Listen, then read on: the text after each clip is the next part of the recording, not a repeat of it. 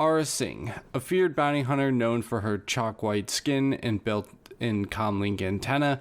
Aurra Sing was an expert sniper and trained assassin who would work for anyone who paid her. A Paldovian bounty hunter from Nar Shutta, she didn't know her father and she lived in poverty and slavery with her mother.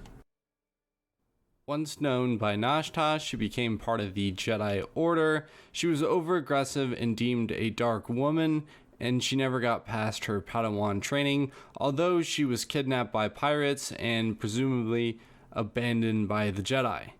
Yet she eventually left the Force-sensitive Jedi Order to become a bounty hunter.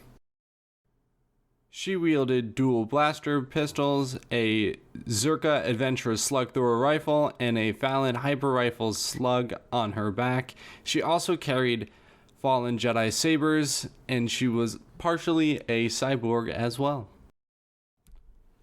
A known and feared bounty hunter across the galaxy, she took bounties including watching the auction of a Jedi, an assassination attempt of Padme Amidala only to be stopped by Ahsoka Tano, a failed assassination attempt of Mace Windu with Boba Fett but resulted in a destroyed Ventinator and the Endurance.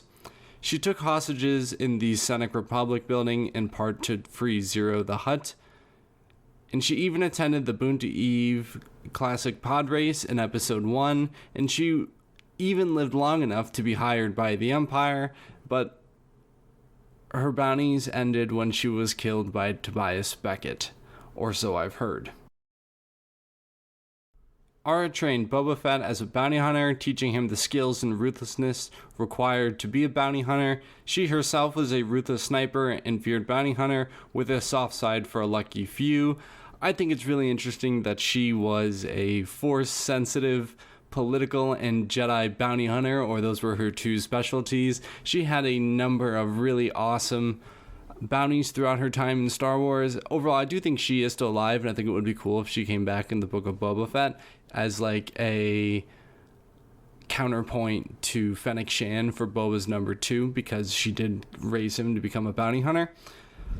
But she even has really interesting backstory of her being taken in the Jedi Order but was ultimately abandoned. I presume the Jedi just couldn't find her and she was abandoned by the Jedi because she wasn't worth the Jedi's time, or was a failed Jedi and never progressed past Padawan. But you could definitely expand this character any which way you want. Definitely include her more as we go across Star Wars in the eras that she's potentially still alive. So the Bad Batch, she can make an appearance, especially with Cad Bane dying. Especially with Fennec Shand presumably killing Cad Bane. But there's certainly a lot of interesting moments that we have with Aurra Sing. I would like to see more, but nonetheless, she is one of the coolest characters in Star Wars and definitely is a staple bounty hunter. And with that, until next video, goodbye.